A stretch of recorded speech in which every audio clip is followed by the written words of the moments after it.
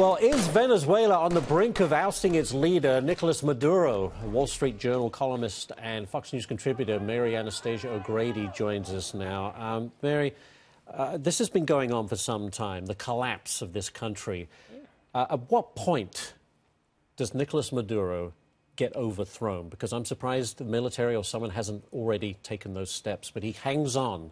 Yeah, I'm afraid that it doesn't look very good, even in the medium term. I mean, basically, the military is part of his operation. Hugo Chavez purged the military of all its professionals and put in people who would support him. They are allowed to do drug trafficking. They make a lot of money off of that. The government still has a lot of money from oil. I mean, it's less than what it was at one time, but it still has those dollars.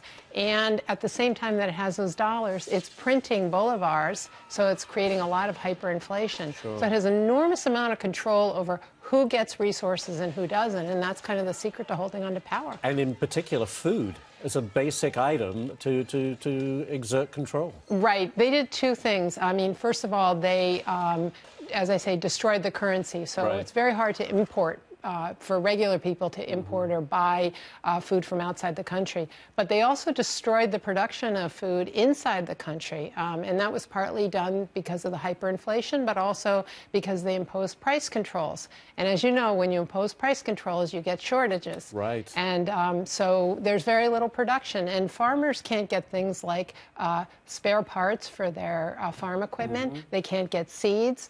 So they basically, and they can't sell a product at a profit because of the price controls. So they're basically not producing. So what can be done from the outside, do you think? What should the U.S. be doing or that it isn't doing right now? Well, one encouraging thing is that the country is more and more isolated. In the 20th century, most of Latin America was very reticent to isolate Cuba. In fact, they saw Fidel Castro as sort of a balancing against the United States. But in this case, a large number of countries in the hemisphere have banded together and demanded, human rights and more accountability on the part of the government. And it's sensitive to that. One problem is that Russia and China and Iran are helping Venezuela. And Cuba is, of course, helping Venezuela a lot. So, but the more the country can be isolated, I think that's going to help a lot. And also, we are big buyers of Venezuelan oil. Yeah. And we don't have to be. The biggest doesn't have oil reserves. We don't have to be big buyers of Venezuelan oil.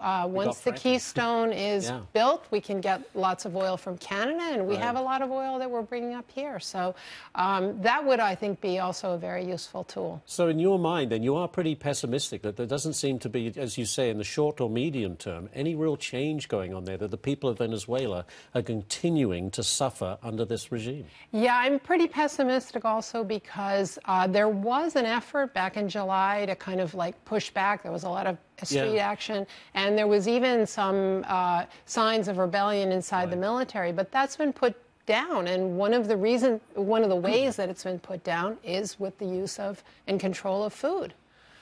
So it's not an encouraging scene at all. All right, we'll have to leave it there on that down note. Mary Anastasia O'Grady, thank you so much. Thanks. Appreciate it. Thank you.